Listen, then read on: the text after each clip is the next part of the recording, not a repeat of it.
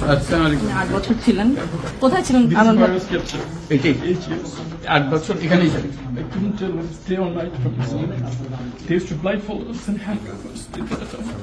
In the night, they used to handcuff us to the back. They wouldn't tell us where I was. They wouldn't give us even time for prayers. It felt like I was very blind. They gave us the worst of that experience, and it continued for 8 years. মাঝখানে কোনো সময় বার করে নিয়ে গেছে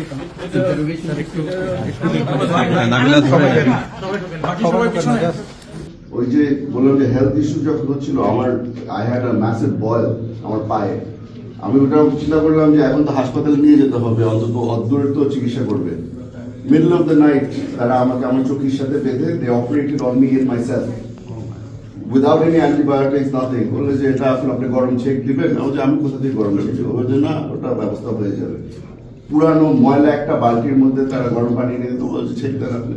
I could have died here. এখানে তো মানে other than amputation, I had no other option. আল্লাহর রহমত ছিল বলে বেঁচে গেছি। আর এদের সাথে দুটো হেলান দিলে লাথি মারতো। তারেক সাইদ আসছে একদিন এসে আমাকে একটা লাথি মারছেন, বলছে এই এরা ঘুমায় কিভাবে, ঘুমানোর সুযোগ পায় কিভাবে, মানে 7 দিন একই জায়গায় একইভাবে এরকম থাকতে হবে। আর ওই হ্যান্ডকাপটা যখন খুলতো মানে শুধু উঁচু করার জন্য উপাসে যেতাম। তারেক সাইদ, হ্যাঁ তারেক সাইদ।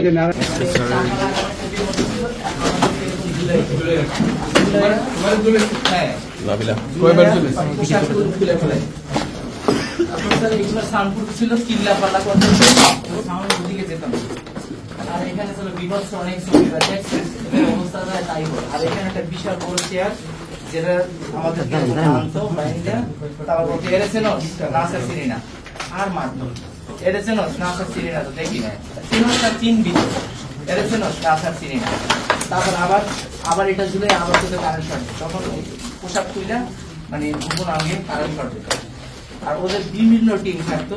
তো ওরা তো আসলে আমাদের কি সাউন্ড করতে মানা করতো। সো ওরা যখন আসতো তখন সাথে সাথে আমরা আবার ব্লাইন্ড ফোল্ডে এভাবে নামি আমরা আবার পিছন দিকে গিয়ে শুয়ে যেতাম।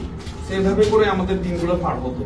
এবং তারা এবার এই পাশে আমার ডান পাশে একটা ছেলে ছিল, সো কিছুক্ষণ পর পর খুব মারতো, তো কন্টিনিউয়াস মারতো এবং ও যতক্ষণ না কান্না থামাতো না, চিৎকার থামাতো না, ওকে মারতো।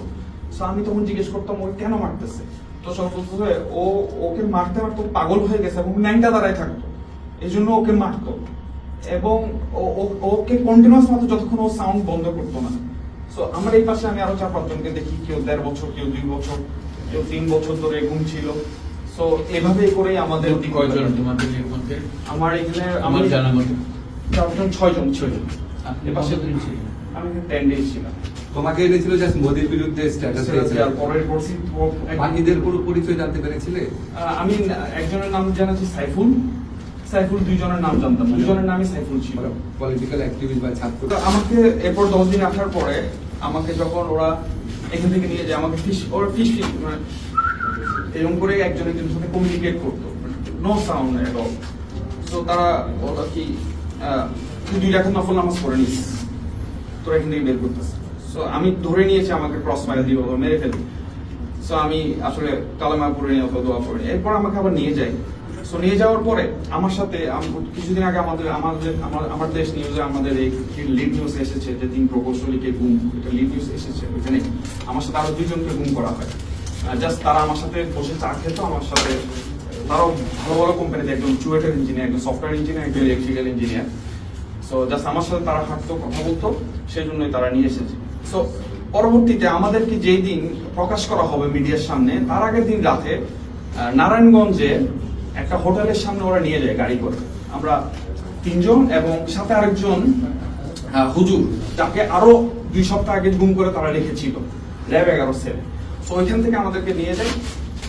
একটা ব্যক্তি, যে লোকটা গাড়িতে ড্রাইভারের পাশে ছিল, সে ওই সামনে গিয়ে এই ধর জঙ্গিদর বললো। তো জঙ্গিদর বললো, এখন মানুষ তাকায় আছে। তো দেখলাম 4 জন ব্যক্তিকে ওরা গাড়িতে তুললো, এবার গাড়িটা ব্যাক করে নিয়ে আসলো। আমি ধরে নিয়েছিলাম হয়তো আমাদের ছেড়ে দিব অথবা এরকম। ব্যাক করে নিয়ে আসার পরে আবার আমাদেরকে নারায়ণগঞ্জের 11 সেল, যে সেলটাতে আমরা গুম করেছিল, আবার ওখানে দিয়ে দিল।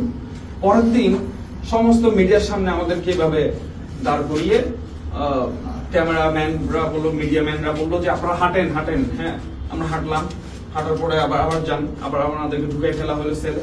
পরের দিন আমাদেরকে জেলে দেওয়া হলো, জেলে নিয়ে যাওয়া হলো। আমরা ওইখানে পত্রিকায় দেখলাম নারায়ণগঞ্জে নাশকতার পরিকল্পনার সময় এই প্রকৌশলীদেরকে হাতে নাতে ধরা হয়, গোপন মিটিং এর সময় তাদেরকে হাতে নাতে ধরা হয়।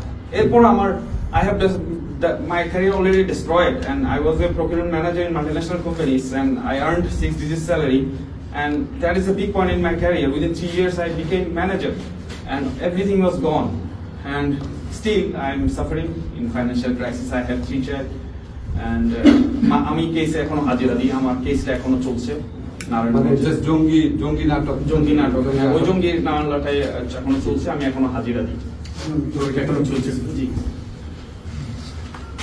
পাশে ভাই আপনি যদি ওইখানের সেলে যে লেখাটা ছিল তা আমাদেরকে চোখ বেঁধে দেন এখানে, আমরা সেটা আপনাকে দেখাতে পারবো আমার সেল কোথায়, ওখানে সেল কোথায়, প্রত্যেক দিন চোখ বেঁধে হ্যান্ডকাপ পরিয়ে বাথরুমে নিয়ে যেত, মাস্ক পরিয়ে বাথরুমে নিয়ে যেত। That was our everyday life. আমার 51 সালের উপরে আমার হ্যান্ডকাপ করে চোখ করে। মার্ক আছে ম্যাডাম, মার্ক আছে। We were blindfolded everywhere. এই জায়গাটুকুতে কাজ দিয়ে ঘেরা স্টুডিওর মতো। এখানে চেয়ারে বসাতো না। ইন্টারভিউশন। I never knew you were there. He never knew the interrogation room. আমাদের হ্যান্ডকাফ পিছনে করে আমাদের একটা ছোট একটা টুলের মধ্যে বসানো হতো। You are never comfortable. যে কোনো সময় আপনি পড়ে যেতে পারেন, পড়ে গেলে ওরা they will pick you up, they will sit you back down. You were never for a second you were never comfortable. আমাকে প্রথমে জিজ্ঞেস করলো আমার RAW এর সাথে যোগাযোগ আছে নাকি না, CIA এর সাথে যোগাযোগ আছে নাকি না, ISI এর সাথে যোগাযোগ আছে না, চাইনিজদের সাথে যোগাযোগ আছে নাকি না। মানে ইট ওয়াজ নেভার এক লাইনে কোনো সময় ছিল না। পরবর্তীতে বলা হলো যে এখানে আপনার থাকতে, আমি জিজ্ঞেস করেছিলাম যে কত মাস থাকতে হবে আরো, বলে যে এটা তো আপনাকে বলা যাবে না, এটা উপর থেকে অর্ডার আসবে। আমাকে ছেড়ে দেওয়ার 3-4 দিন আগে বলা হলো মাননীয় প্রধানমন্ত্রী আপনাকে একটা সেকেন্ড চান্স দিচ্ছে, আপনি এই সেকেন্ড চান্সটা আপনি ঠিক মতো কাজে লাগাবেন। এবারে আপনার চলে যেতে হবে, দেশ ছেড়ে চলে যেতে হবে, দেশ ছেড়ে চলে যেতে হবে। নাকি বরাবরই কর্তৃত্ব ছিলেন? কোনো রেগুলার কিছু ছিল না। এক সপ্তাহে হয়তো 3 বার আনবে, তারপর 2 সপ্তাহ গায়েব থাকবে। একজন আছে নাকি কয়েকজন মিলে আছে? স্যার আমরা প্রথমে মনে করেছিলাম যে অনেক বড় একটা রুমের মধ্যে, কারণ ঘেরাও করে রাখতো, লোকজন দিয়ে ঘেরাও করে রাখতো। একবার মারতে মারতে লাইট ফোনটা সরে গিয়েছিল, তখন দেখলাম যে রুমটা তো আসলে অনেক ছোট, আর সামনে অনেক ধরনের মেডিকেল ইকুইপমেন্ট রাখা আছে, ব্লাড টেস্ট করার জন্য, প্রেশার চেক করার জন্য। তারপরে ঘুরে দেখলাম যেখানে রোহরি যেটা বললো, রশি টসি সব কিছুই রাখা আছে জাস্ট ইন কেস।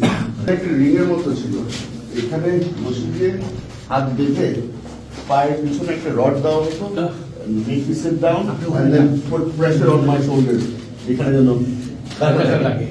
ওভাবে করে মনে হতো তো মানে 8-9 ঘন্টা হয়ে গেছে। পরবর্তীতে বুঝতাম যে এক ওয়াক্ত নামাজে খালি সময় হলো। So it's only been 2-3 hours. Blindfolded, taken back into my cell. They would not take the blindfold off. ওখানে ফেলে রাখতো, মনে হতো যে কোথায় আছি জানি না। কিছু ঘন্টা পরে এসে ব্লাইন্ডফোল্ড দিয়ে দেখি যে আমি আমার সেলের মধ্যেই আছি। মানে ডিসওরিয়েন্ট করার জন্য যা করার, it was এখন তো যা অবস্থা দেখে মনে হচ্ছে বলে না, ওবামা বলেছিলেন যে you can put lipstick on a pig but it's still a pig. this was hell. এর জন্য আমাদের জন্য দোজক ছিল এটা। আমাকে তখন রাবারের চপ্পল দিয়ে তখন তার রং light will be on all the time, light off করেন না, লাইট অফ করতে দিবেন না। একটা লাইট অফ করে আমরা মিডিয়া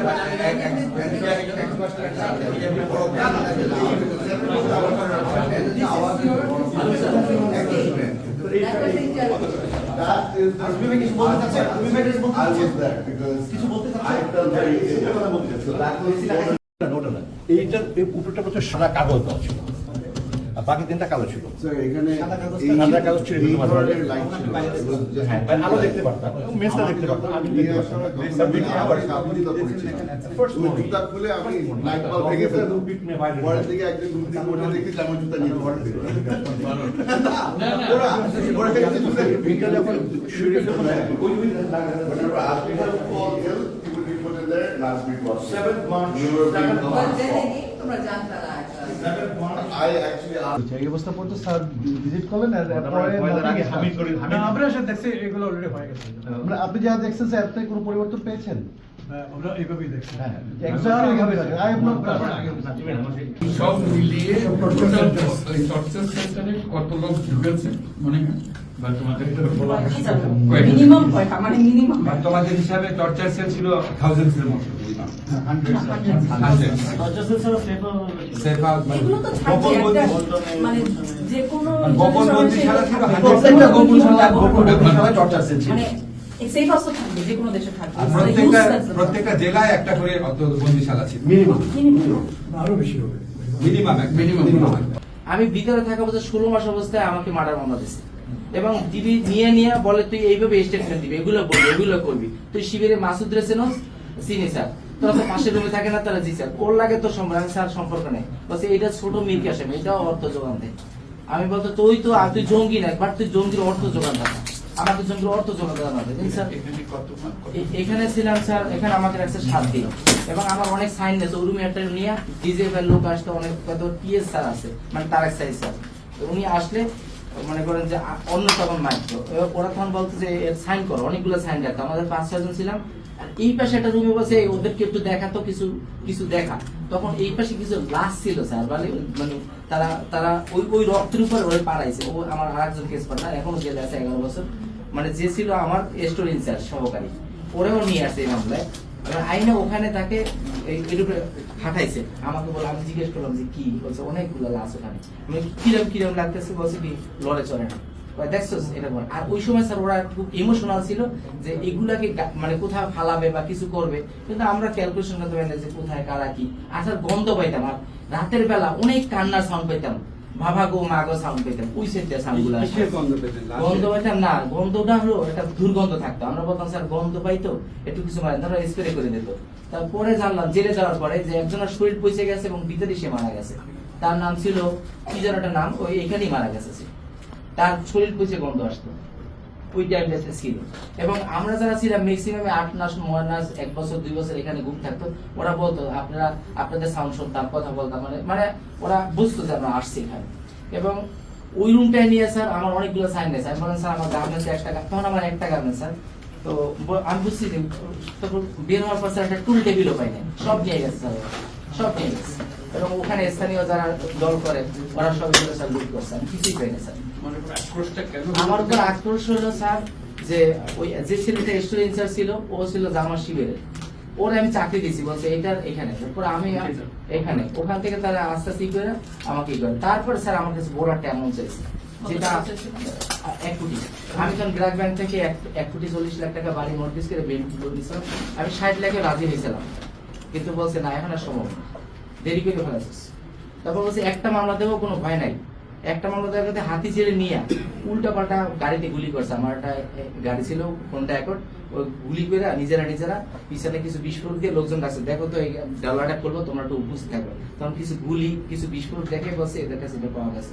তো একটা মামলা কেন্দ্র করে একটা জঙ্গি মামলা দিয়েছে, সাথে 2 অস্ত্র বিস্ফোরক মামলা দিয়েছে। সেগুলো স্যার 5 বছর পরে এই 24 সালে খালাস পাইছি, তবে এই 5ই আগস্টের আগে আর কি খালাস পাইছি। কিন্তু এখন ময়মনসিংহের মামলাগুলা বা বিভিন্ন ডিস্ট্রিক্টের মামলাগুলো স্যার এখনো আছে।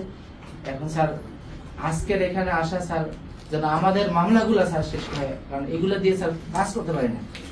ইমেজ নাই, আত্মীয়-স্বজন সবাই জানে জঙ্গি মামলা খাইছি, এবং মানুষ এখনো হিট করে যে এরা তো এখন একটু ভালো আছি, কিন্তু আগে তো এগুলো নিয়ে মুভ করতে পারতাম না। জঙ্গি তো কি বলবো, মানে আমাদের প্রত্যেকজন সাফার যারা আমরা আছি টাকার জন্য অনেকেই বের হইতে পারে না। আমাদের কিছু। আর যখন আমি এখানে বসেছি তখন আমাকে বলছে স্যার এরা যখন গেছি একটা গৃহেছে, তখন বলছে স্যার শুয়ার বাচ্চা ওখানে নামাজের দাওয়াত দিচ্ছে, নামাজের কথা বলছে, তোমরা নামাজ পড়বা। এইটাও সে এত কুত্তার বাচ্চা, সে নামাজের দাওয়াত দেয়, ওখানেও সে নামাজের দাওয়াত দেয়। আমি স্যার একটা গৃহেছে গেতাম ওই যে মোটরসাইকেল সারানোর জন্য, ওখানে বলতাম যে তোমরা নামাজ কালাম পড়বা, নামাজ পড়ো না কেন? ওরা যখন ওখানে গেছে বলছে তো নামাজ একটু আমাদের ভালো কথা বলছে, নামাজের জন্য বলছে। স্যার ওরা একটু শুয়ার বাচ্চা ওখানে নামাজের কথা বলছে। আমি বলতাম যে স্যার আপনি তো বোঝাবেন, আমি বলতাম না নামাজের কথা বললে স্যার দেখেন তেজ বেরি পায়, তারপরও কত তেজ আবার মারতে স্যার বাইরে এগুলো সব স্যার ওদের লাঠি ভেঙে যায়। আচ্ছা এখানে আমরা এইটুকু লাঠি পেয়েছি যেগুলো মাথায় একটু ন্যাকড়া পেঁচানো ছিল, একটুকু কাটি লাঠি। ওরা কি করতো এরকম হ্যান্ড কাপটা দিয়ে আবার এরকম একটা ভিতরে ঢুকাইতো, ঢুকে উল্টা ঢুকাইতো। উল্টে তখন পায়ের নিচে পিটাইতো, পায়ের নিচে এমন পিটাইতো যে মনে করেন আনলিমিটেড, পায়ের পাতার নিচে পিটাইতো। আর এগুলো সাউন্ড প্রুফ ছিল স্যার, এগুলো ছিল এমন এমন ছবি, এমন এমন অবস্থা। এখানে আপনি ছবির কথা বলছিলেন, কি কি ছবি ছিল? এখানে মনে করেন যে এমন মায়েরা এমন করছে যা দেখলে আপনি ভয় পাবেন। ওই ছবিগুলো এখানে কানে রাখেন? হ্যাঁ, এখানে এই রাখতো, এগুলো ঝুলে রাখতো। আর এমন অনেক ইনস্ট্রুমেন্ট, এখানে মায়ের অনেক ইনস্ট্রুমেন্ট থাকতো এইসব জায়গাগুলোতে, অনেক ধরনের যন্ত্রপাতি। আপনার নামটা ভাই, আপনার নামটা একটু বলেন। আমি রাহাত, পুরো নাম? আমি গার্মেন্টস ব্যবসায়ী গোলাম সরোয়ার রাহাত। আমাকে আমার একটা ছেলে আমার নিয়ে রওনা দিয়ে ওখান থেকে রাস্তা থেকে প্রথম কাউন্টার দেওয়ার জন্য তারা নিয়ে যায়, আমাকে নিয়ে সিটিডিসি। কোন সালে? এটা হলো 14 সালে। নিয়ে আমাকে প্রথম 3টা মামলা দেয়, ওটা ঢাকা, ওখানেই আমি খালাস পেয়েছি 4 বছর পরে। অ্যাকচুয়ালি 43 মাস আমি জেলে ছিলাম। জেলে থাকা অবস্থায় স্যার আমাকে একের পর এক মামলা দেয়, আমি বের হইতে না পারি। তারপরে স্যার ওখান থেকে ময়মনসিংহে নিয়ে জঙ্গি মামলা লাগাই দিয়েছে স্যার। জঙ্গি মামলা লাগাই ওখানে আমি হাজিরা না দিলেই স্যার জামিন কেটে দেয়। আমি দেশের বাড়ি যেতে পারি না, বাইরে আসলে সময় দিতে পারি না, কারণ সপ্তাহে সপ্তাহে হাজিরা থাকে। এখন আমার 13টা মামলা স্যার, 3টা খালাস পেয়েছি, 10টা আছে। তোমাদেরকে পরে হুমকি ধামকি দিয়েছে তোমাকে ছেড়ে দেওয়ার পর? ওই দিনের পর থেকে যেদিন থেকে নিখোঁজ মানে কিছু নাই, আর মানে সব বুঝে গেছে। সব আমাদের মানে আমাদের খুঁজে ডাক্তার কিছু করে না। চারণে করবো তোমাদের কোনো সন্দেহ যে কারণে আমাদের সব টাকার জন্য হ্যাঁ টাকার জন্য করতে পারে, কিন্তু আমাদের আম্মুর অত টাকাও নাই। মানে আমার ওরা তো বলতেছে যে গাড়িতে বলতেছিল যে টাকা আর সম্পত্তি, আর আমার আম্মুর নানা একটু সম্পদ আছে এরকম, ওইটাই বলতেছিল বারবার, মানে সব আমার আম্মুর নামে ছিল। নানার সঙ্গে এত বড় কাণ্ড করে। আর আমাদের হচ্ছে একটা আমরা যেখানে থাকি বসত বিরাট, ওইটার থেকে বেশিরভাগ হয়েছে। ওইটা আমরা চুড়ো থাকতে একটা কেস চলতেছিল আমাদের, ওইটা নিয়ে ওই সত্যি মানে হ্যাঁ আমরা হচ্ছে ওদেরকে সন্দেহ করি, কারণ আমাদেরকে যেভাবে ধরছিল আমার বাসায় জানে না, কিন্তু ওরা মানে এফবিতে পোস্ট দিছে যে রেবি এরকম আটক করেছে, কিন্তু আমাদের বাসায় শুনতে জানে না, ওদের থেকে জানছে আমাদের বাসায়। তোমাদেরকে তুলে আনার আগের থেকেই ওরা ফেসবুকে পোস্ট দিচ্ছে যে র‍্যাব দিয়ে তুলে নিচ্ছে। আর হচ্ছে আমাদের যেই বসত বাড়ির যে মামলা চলছে, ওর বাইকটা হচ্ছে র‍্যাব 2 তে ছিল তখনকার। কানেকশন হ্যাঁ, ওই র‍্যাব 2 তে ছিল। নামটা কি? তোমার নামটা বলো। আফসানা নুরি আলিয়া। তোমার তখন বয়স কত ছিল? 11 বছর ছিল। আমার মায়ের নাম হচ্ছে রেজিয়া বেগম রেবি, তখনকার 39 বছর ছিল। কত সালে তোমাকে নিয়ে এসেছে? 2015 সাল 9 মাস 22 তারিখ। বাবা আছেন? জি, আমার বাবা আছে। আমার হচ্ছে একটাই কথা, আমার আম্মুকে চাই। আমার মানে যেরকম করে পারেন আমার আম্মুকে একটু আমাদের কাছে ফিরিয়ে দেন। তুমি যাদেরকে সন্দেহ করো তাদেরকে কি এখন গ্রেফতার করেছে? না, ওরা হচ্ছে আরেকটা মার্ডারও করছে, মানে ওরা আমাদের এলাকা হচ্ছে প্রভাবশালী, ওদের চোখে দিবে না, কেউ কথাও বলতে পারে না। ওরা এখন বাইরে আছে, ঘুরে বেড়াচ্ছে? হ্যাঁ, ওরা মার্ডারও করছে, আবার ঘুরে বেড়াচ্ছে, মানে ওদের কথা ওইখানে। কোনো পলিটিক্স করে? হ্যাঁ, ওরা পলিটিক্স করে, আওয়ামী লীগ।